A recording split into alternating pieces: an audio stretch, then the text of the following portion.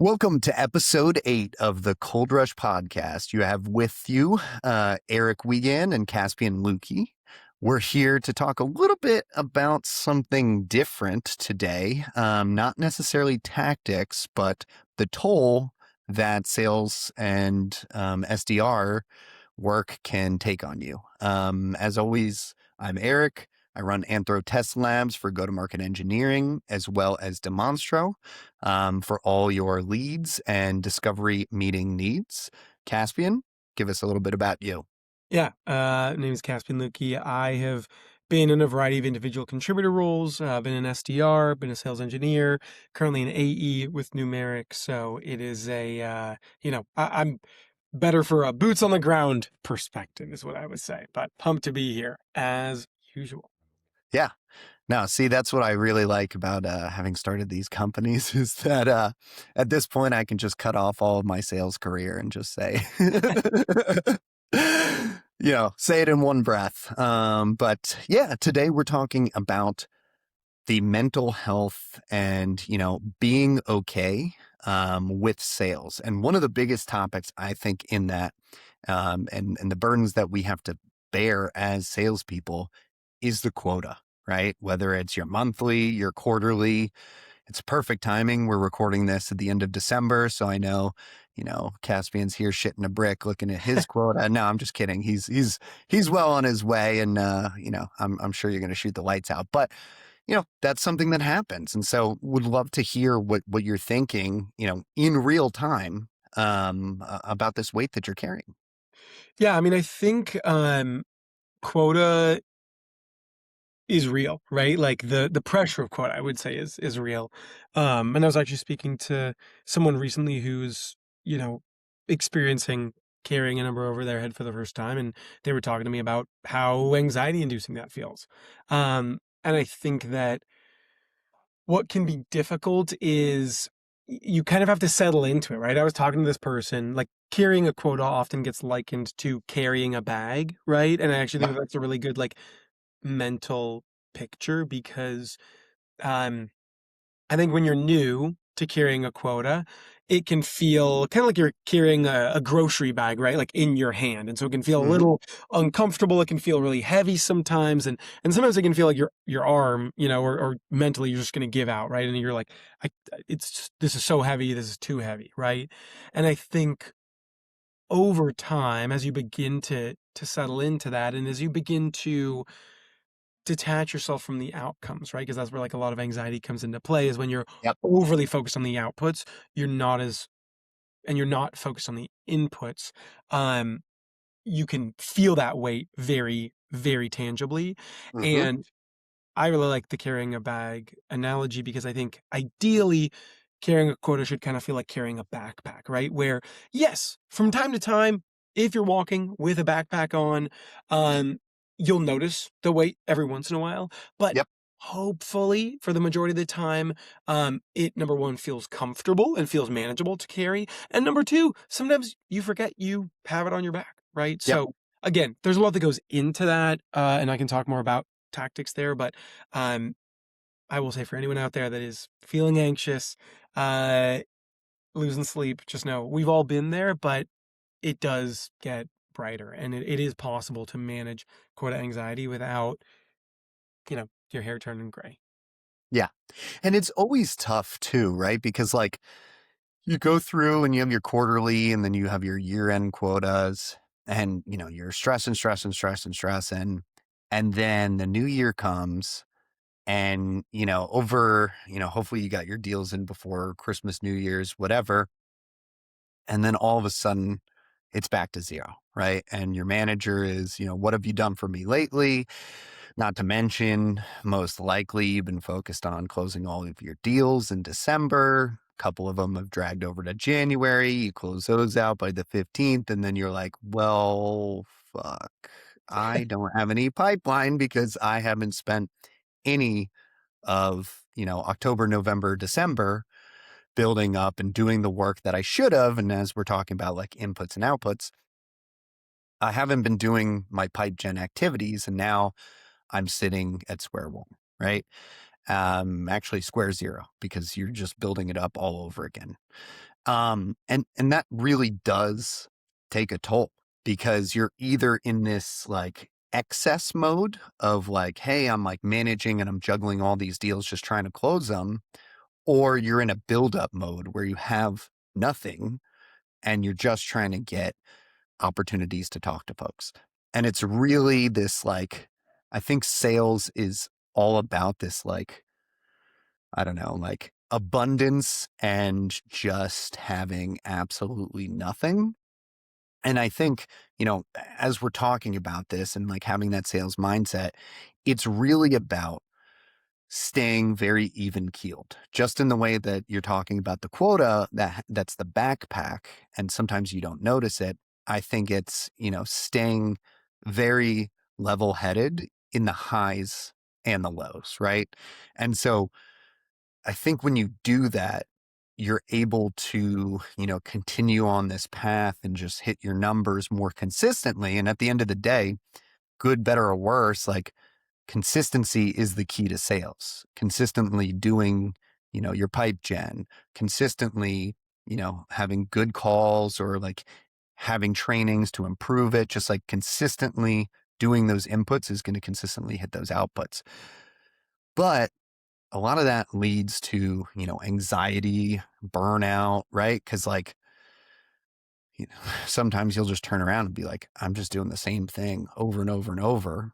And I'm not getting the results that I want. And, I've been cold calling as best as I can. I've been sending out the emails. I've been talking to folks, but like, I'm not hitting my number. What are you doing in those everyday activities? Forget about quota, but like just in being a salesperson and having that identity, what is it that's really like on your mind on a day-to-day basis? And, what are some of the things that you're doing to keep yourself in that even-keeled, consistent, positive light? Yeah. No, it's a good question, and it's funny because this really reminds me of the conversation that I had with my friend about this, where you basically need to figure out like what will allow you to give yourself permission to chill, right? What Mhm. I mean by that is you, in theory, in a lot of jobs, but in sales especially, your work is never done, right? Like Yeah. you can literally spend an entire lifetime selling, right? And like you could argue sales is part of everyday life. We sell each other on different things, Sure. job side, like totally true. Um, I think what you got to do is you got to look at what are you measured on? You got to look at your inputs, you got to look at your outputs. And then you have to get clear with yourself of what inputs drive those outputs, right? Yep. So normally there's going to be some sort of like mid funnel activities or late funnel activities, right? Where it's like, okay, I got to message these deals or okay, I got to, follow up on the conversations that I had today. Um, Hmm. and then there's also going to be some, uh, hopefully like pipe gen related activities so you can kind of keep that flywheel moving. I know we've spoken about this, but you never want to be in the situation where you're like, oh shit, I need pipeline because if you're if that's happening, it's probably too late, right? Meaning like Yeah. there's probably going to be some sort of a gap of timing, right? Um, Hmm. and so I think that that can be that it's really important for you to get clear on what are the outputs I'm judged on, and then what are the inputs that basically allow me to achieve those outputs. And therefore, I know if I do these three things, right? Maybe it's like making 30 calls, sending email follow ups to all of the people that you met with that day, and it is nudging your late stage deals. You can give yourself permission to relax. Yeah. I think burnout and stress can come from, well, number one, like I'm butchering the quote, but there's a quote that's something along the lines of like, doubt comes from inactivity, right? Hmm. And so you want to get clear with yourself on what is the activity that moves the needle, and then Yeah. as a result, like what are the so if I do these things, what are those items that I need to do to give myself the permission to relax, right? And what can I allow myself to sleep easily at night knowing that I'm doing the right stuff, even if I don't see tangible outputs from that day, right? Like when Yeah. I was at DR, I knew um, X amount of gifts led to a meeting a day, right? So even if I Hmm. sent a couple gifts one day and they didn't lead to a meeting, I knew that inevitably the next day or the day after, even if there was like 2 days where I didn't book a meeting, I knew that I would get a windfall just based on my own metrics. I knew that I'd get a windfall of meetings on day 3 if I wasn't booking something day 1 and day 2, right? So Yep. getting clear on that I think is so important. But sales is tough, right? Like in terms of, you talk about identity. Sometimes we do let our identity get wrapped up in how are we performing at work. And in sales, how you perform at work is a direct reflection of in sales, it's really clear to see how you're doing, right? Both from an inputs Yeah. and outputs perspective. So we do allow our identity at times to get overly wrapped up with like, did I close a deal this month? Or, did I close a bunch of deals or did I close big deals? Or, Hmm. you know, um, and we were just talking about this before the episode, but we're kind of wired as humans to look at the lack, right? To find Yeah. the problem and to be like, oh, I'll be happy when this thing happens. And as sales reps, we can tell ourselves we'll be happy when we hit quota. But like, how many times have you hit quota? And I don't want to say, and you're not happy, but like you, that is why like it is important to find joy in each day, because if not, you're going to Yep. constantly be chasing something that makes you feel like you've never arrived, for lack of a better term, or Yep. like never Totally. achieved that thing. So, uh, yeah, but I'm curious from your perspective, like what have you seen the most successful reps do to stay motivated, or what have you found helpful when just like keeping yourself motivated and positive? Yeah. Yeah. I mean, I think, and one of the things that you said really well is you have to have a system, right? It's like staying organized, staying on top of things. Because I think when you let that go, just in the example that I said, right? Like if you let your pipe generation go at the end of the year, you're going to be panicked because you didn't do it, right? And so having a system, whether that is you're using, outreach or sales loft in order to follow up with people and make sure that, there's a steady drumbeat on your prospects, whether that means you're blocking off your calendar for certain activities on certain days. I think that those are the most important things. And to another one of your points, sales is the most metriced job that is out there. So just as much as, your leadership is looking at those numbers, and that can be super stressful, right? Like, well, you didn't make enough calls or you didn't do enough this, blah, blah, blah, blah, blah. Those are also, and it's like, never as an IC was I like, oh yeah, this is for my benefit. But honestly, like I look back and I'm like, yeah, like when I did those activities, like when I was held to those standards, I was able to hit my numbers. Now, there's a lot of things that leaders might not be looking at and are looking at those metrics in the wrong way that leads to the wrong outputs. Like, hey, how many calls did you make is not as good as how much talk time have you had, right? Because then there's things that are out of your control, like, connects or deliverability or whatever that are like technical issues that are holding you back. So, like, one, it's always important whether or not your company is tracking those metrics. It's important to track those metrics for yourself because that's the only way that you're going to get better, right? Your conversion, your talk time, the amount of time that you're talking in relation to a prospect, right? That ratio. Those are important things that can help you. And again, if your leaders aren't tracking it, track it for yourself because that's going to help you set up a system that's going to work. I always thought, like in the past, I hated the idea of like blocking off my calendar, right? It's like, oh, that's so rigid and whatever. But I found later on that like blocking out every moment of every day, maybe not the weekends as much, but like my weekdays has freed me so much more because I can build time in for exactly as you said, like fun time or like me time. And I don't feel guilty because I realize that that time is as important as the time that I'm making my cold calls. So it's not like, oh, I had a meeting that ran long. So like, I'm not going to give myself this. No, like you have to give yourself that. You have to allocate that time and you have to be strict about giving yourself that time and keeping that time that you allotted for yourself. Because ultimately, if you break, the whole system breaks. So you want to prioritize yourself and make sure that that happens. So I think that that's like really important.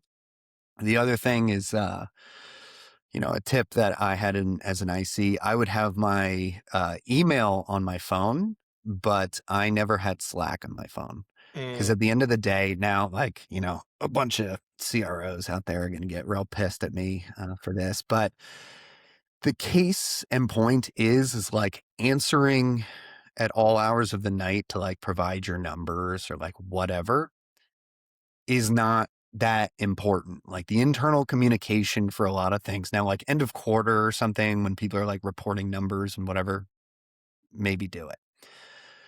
But at the end of the day, like answering some internal schmo about like what information that they like really need at 8 p.m. is like not that important. I had my emails set up because for the most part, internally, I'm getting hit up on Slack, but externally, I want to be available to the customers. Now, it's funny that actually switched once I got into like leadership and sales, where I was like, oh, I gotta be able to like answer questions for my ICs. I gotta be, connected to leadership. But if there's external stuff, like I, I'm not as, this isn't as pressing for me. So that actually switched later on. But I think that those are like important things, and you really just need to like prioritize your own health and sanity because at the end of the day, that's like the only thing that's going to have your back. And realistically, like we're just like in the age of like layoffs and like crazy stuff. And so, like, if you're looking at this as like, I'm doing this because, my company and this, that, and the other, like, yeah, there are great companies out there and there are, I would say, better managers than even just like companies. But at the end of the day, right, like, no one is immune from the worst happening and getting cut. And so if you're not okay and you're not learning and you're not progressing as an individual, not just like in your career, but like progressing your skill set, like you are not going to be ready if and when that kind of thing happens. Right. And so, especially like, I mean, you and I have been in the startup world for so long that it's like, it's not even just getting laid off. It could be like your company totally collapses. And, you could have been shooting the lights out at 150% of quota.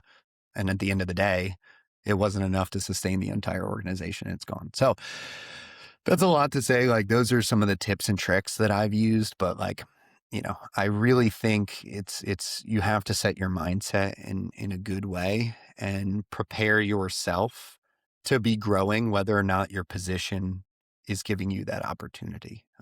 Because there will always be another one so long as you have prepared yourself and you're ready to take on that next challenge. So that's kind of what I would say on that.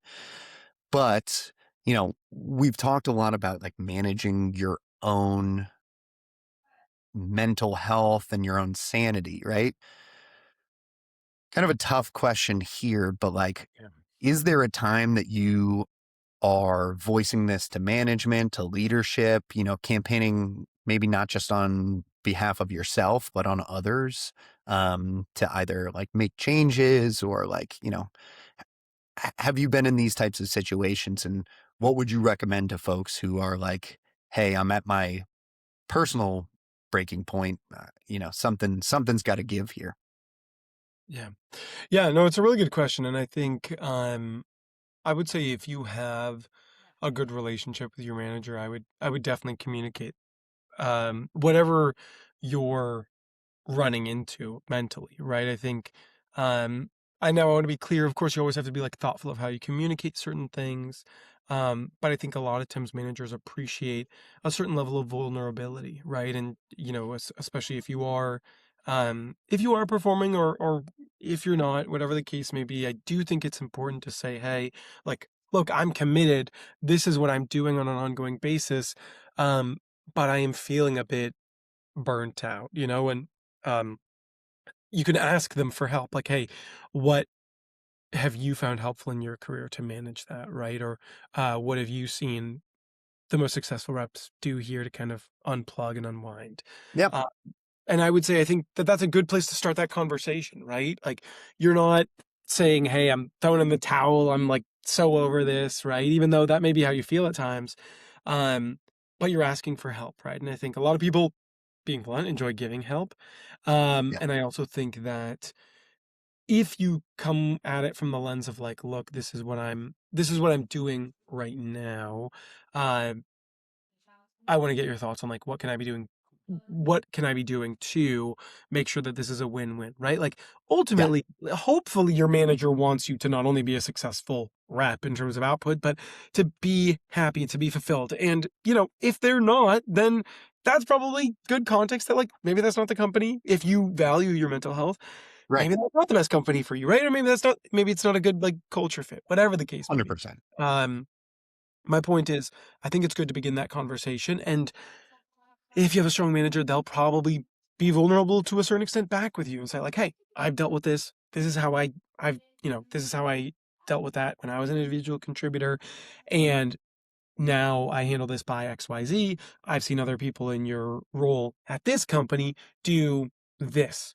Yeah. And I think again, that's a great place to begin the conversation. But I'm curious, like, what have you seen people do, or what have you done personally on that front, Eric? Yeah. I think there's like one of the key things I think is to always, and like, I think just like preparation and homework, right, is kind of like always the most important thing. And so I always found it helpful as a manager, when folks have done a little bit of like their work mentally to prepare for that conversation. So if you come in, you're like, I'm just like not hitting my numbers. I'm like, okay, I'm going to go dig into those details myself. And basically, what I'm going to look at is your inputs and your outputs. And like, we're going to go from there. But if you take the time to like break down those metrics for yourself to say, like, listen, I've hit all my cold calls. I'm hitting these things where you're telling me that if I do these inputs, they'll lead to these outputs, and it's not happening. Like, I want to make this change. And so when you come prepared to those conversations, it just adds a whole nother layer. And like, I kind of think about this in the same way as like, if you're asking for a raise, right? And you're like, hey, I've like hit these numbers and I've done this and blah, blah, blah. When you come prepared, y- you have to be listened to, right? Because like you've done your homework. Somebody just like jumping into Salesforce and looking through the data who hasn't had the time to prepare is going to be like less prepared than you are. And so they're going to listen, they're going to dig through, and they're going to try to come up with something. And this isn't to say that like, leadership is just like angry and by the numbers and whatever. Some are. But for the most part, that's not the case. But if you've done that pre work and you have some solutions to the problem that just need to be enacted by power, you're going to make it so much easier to actually get those changes done, especially if you come as like an organization, like you and your other AEs, you as your other SDRs. You're like, hey, we've been looking through and it looks like, we're all hitting them 100 calls a day. And, our talk time is this, like, this is the problem. So you either have to we have to come up with a different solution, or you got to get us better tools, or, something has to give. Like we aren't going to send out as many emails. We're going to do 150 calls. Like, let's try to figure this out. And when it comes to like the mental health aspect of this, right, which is, I think, all involved, it's really focusing and doing that prep work to see like what's important to you, right? Is it like, oh, I want a bunch of money? Is it that you want more free time? Is it that you want more flexibility to work from home, right? Like, what are those things that would give you that incremental change that says, like, hey, I came into this conversation prepared. The one day a week we're working from home, I'm actually getting 3 times as much inputs done. I can show you on these days, I've been actually more successful with my calls. I value flexibility in my schedule. I'm showing you that I'm more successful there. I'd love to talk about, being able to go remote another day or whatever it is, right? So preparing for those conversations, knowing the outcome and the solutions that you have just makes it so that a busy leader can push the things that you want with the metrics and the data to support it to whatever other leadership that they need, and they don't have to sit there and be like, well, we could do this. So that's like one thing. And I'll leave it on the second one. I think the hardest thing, and this happens if you're an IC, this happens if you're in middle management, this happens if you're a CEO reporting to your board. The hardest thing to manage, I think, when you're managing up, which is important in these manager conversations, is changing priorities. And this can be really taxing on you. And so having the conversation with the manager and, kind of tying everything together, having a plan in place, excuse me, that basically says like, hey, listen, you come to me with a lot of ideas and there's these changing priorities and this has me burnt out because I'm running down this street and then you say, oh, like, let's do this running down this street. Like we're all for the most part, like we all are doing this and like we'll have a good idea and be like, oh, let's try this. And it's like fun. But if you don't give it the time to actually put the metrics behind it and like let it play through and do A/B testing and all kinds of stuff, you really can't know.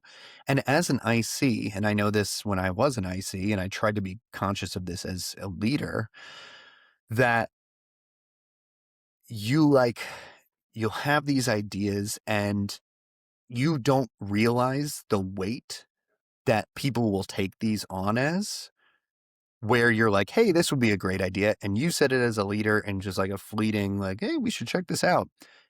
And they take it as like, this is our new direction. Let's all like get crazy and run down there. So like asking your leader to create a priorities list, right? Like put a Trello together, put Asana, whatever that says like, these are my 3 priorities. In order to like downgrade this one or like upgrade one, you need to downgrade one. But having those conversations, having those systems, having those like this, then this, right? Your PEMDAS order of operations is going to make it so that you are extremely clear on the things that you should be doing on a daily, weekly, monthly, yearly basis. And it's going to, I think, take a lot of that stress away. And being frank with your manager about the way that they're delivering things and like the things that you should be doing is a great conversation, because speaking from the heart, like a lot of us don't know what we were doing, right? Like we're just Yeah. kind of like, this is our style. And so giving that feedback to your manager of the ways that they can help you be more successful, is just like really good. So I spoke for a while. We'll wrap it up there, for my stuff. But, I just, we usually do the segment of sales that doesn't scale, right? And I think we can kind of tie this a little bit to what we're talking about today. We'll ignore plays of the week, but I think that this one is kind of applicable here, because there are things that you can do on that consistent basis to stay good. And there's also stuff that, you got to have a little one off. So in sales, what are some bound scaling things that you've used here? Yeah, I'll actually, I think that what I'll talk about is a little bit like my experience with some of these challenges are more like the this might sound a little bit odd, but like the benefits, sometimes the silver lining in missing Yeah. quota, right? Like what is it that like we're anxious or like burnt out about or all that stuff, right? It's like there's a fear of doing what? Of missing quota, right? And Hmm. I want to be clear, missing quota sucks. It's not fun. Hopefully that doesn't happen to any of you listening to this, but Yep. it has happened to me. My for context, my first month off of ramp when I was an SDR at Kong, I missed quota, and I missed quota by 1 meeting, and, I was really upset, and, the silver lining in that, right, again, like, mentally, it was very difficult, and I wanna be clear, I'm not, like, advocating for missing quota, but it can be a good way to mentally reset and give you some perspective, and so what I did was I set up time with someone who's consistently hitting quota on the team, uh Hmm. but before that, I gave myself the weekend. Like it lined up so that, the month ended on like a Friday, or that was the last business day. And so I just gave myself the weekend to relax, to unwind, Yeah. and just to take time for myself and do whatever I wanted to get my mind off of work and off of quota and stuff like that. And then first thing Monday morning, I set up time with someone who was consistently hitting quota, and I asked them what they were doing. And it became pretty clear that they were taking a broader, more holistic approach than I was. I was just calling and emailing. They were calling, emailing, and doing LinkedIn. Um, and Hmm. then they were like, "Oh, I consistently get a couple meetings a month from LinkedIn. If you're not using LinkedIn, like you're doing yourself a disservice." And that, for Yep. whatever, really resonated with me. Or then I began to think about, okay, what are the things that I personally enjoy doing, Yep. uh, that I could maybe leverage in my job. And I wound up realizing, like, I really enjoy giving gifts, and that began basically what became my main outbounding strategy, which was Yeah. strategic gift giving. And that is something I still use today. And that wouldn't exist, that perspective wouldn't exist had I not missed quota that month. So I want to be clear, like, tactics that don't scale in this case for me was taking some time to unwind, and then Yeah. uh, setting up time with a member of my team to talk about, like, what are they doing, what are they doing to be successful, right? And that's my take on this, but I'm curious from your perspective, Eric. Yeah, I mean, dude, this is sales that doesn't scale because at the end of the day, you really don't want to be scaling missing quota. So I think that's really interesting of how you did it. That's one thing that I took from this conversation that you gave. The second one is you are now Caspian Santa Lukey because you just love giving gifts. So It's true. Lean perfect to for it. the holiday season here.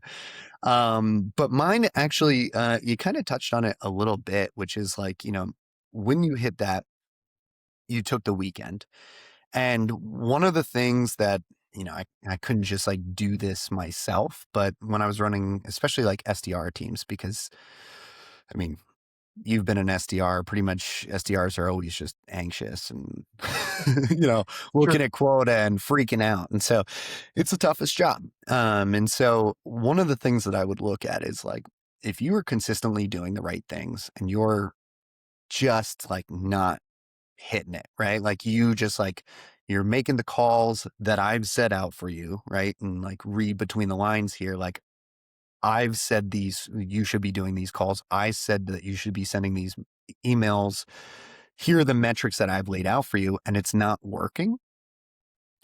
There's this headspace that you can get into where you're just going over and over and you're digging yourself this hole, and it can feel like it's just awful, right?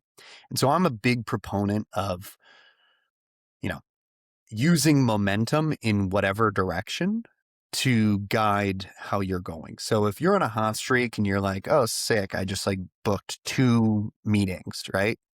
I would be like, hey, listen, don't count that as like the day is over. I would call 3 times the amount of numbers because you're on a hot streak and mentally you know that and you should follow that through. You can't scale that, right? Don't call every single day for 300 dials or whatever it is, unless you have a parallel dialer or something like that.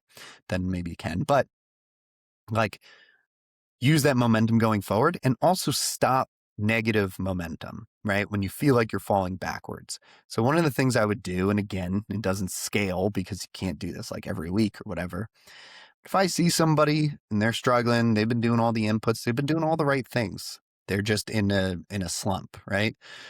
I would tell them, go home, right? Go home, take the day off. Like I'll give you a free day. It won't count as your vacation. Just like enjoy, relax, whatever. Do something that makes you happy and come back with a good mindset because right now that's only going to be holding you back, right? And so doing those little things that can get somebody out of a funk, I think not only like is good leadership tactics, but realistically, I don't want you having like a bad attitude or like, just being down and then burning 100 more numbers, right? Like at the end of the day, like I'm not confident that if you got on there at that point that you actually book that meeting or make that sale. So I'd rather get you in that right headspace quicker and then move on. So those are like a couple of little things. I know there's all kinds of, spiffs that you can give and whatever, but you really got to know each individual on the team and cater to what they care about. And again, if you're having these conversations like we talked about before with your leader to make those explicit, then they can create those situations that put you in that better headspace, make you sell better, and then everybody's happy, right? I think that's it for today's episode. So let's hear your hot take there, Caspian. Yeah, hot take. I will say, and I guess, well, yeah, I think this is a hot take. It's not a hot take for me, but I think other people might see it as such. Uh, Sparkling water is categorically way better than still water. Like, I cannot emphasize how little I enjoy drinking still water. I will do it if I'm like running or working out, but oh my goodness, sparkling water, it tastes better, it's more fun to drink. Uh yeah, still water is just garbage. It's brutal. I mean, yeah, I needed to survive, but if I didn't, I would drink sparkling water exclusively. I'm I'm changing my sparkling water is garbage. It's so good. It's so I good. honestly, I guess this is just my rebuttal there. Yeah, I can't stand it. I think it's just like, it's not fun to drink. It tastes like crap. Even like, like people are like, I feel like now, everybody's got like their White Claws and stuff. So you're like alcoholic seltzer. And I'm like, oh my God, like I can't get away from this stuff. It's everywhere. Everybody loves it. No, no. Good old fashioned water in a gigantic bottle. I'm good to go. But I respect your hot take. That's why they're here. I'm just hot under the collar with that one. Okay, so mine is, you had mentioned Ryan Reynolds being overrated. I think in my mind, it's Kevin Hart. Mm, Because the man is everywhere. I gotta respect his hustle. I gotta respect his work ethic, right? But I just don't find him that funny. mm, And I just feel like he's being force fed to a lot of us, yep, when it's like, I don't need like 16 series and like 3 Netflix specials and like whatever. And he just seems to be ubiquitous, like wherever you're looking. And so I feel like if he wasn't, it wouldn't bother me so, but yep, it's there. To the fact that when GPT came out, mm, like custom GPTs, the first one I made was like fishing and crabbing related, so whatever. mm.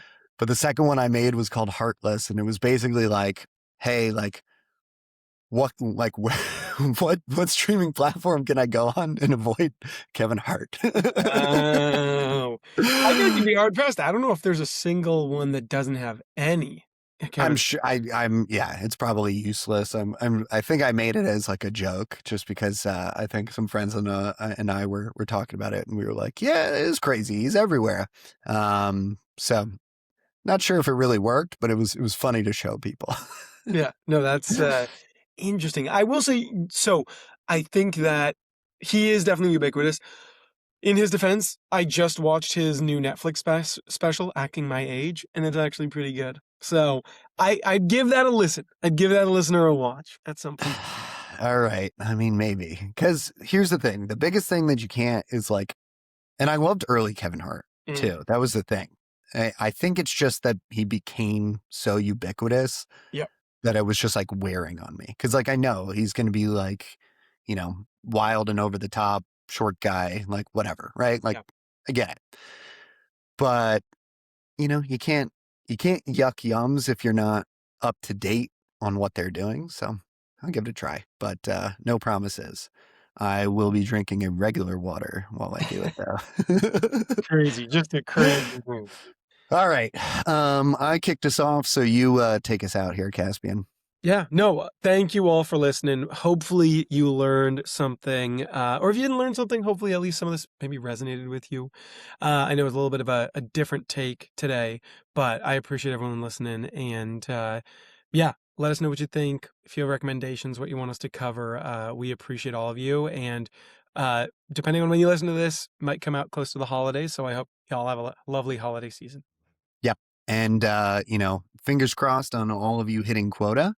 And of course, as always, like, subscribe, follow to the Cold Rush podcast. It really means a lot. And if you guys have questions, comments, either drop it in there or just reach out to us directly. Feel free to DM us on LinkedIn. It's probably the best way. But, we're here for you guys. We want to hear your feedback. So we appreciate y'all and have a great one.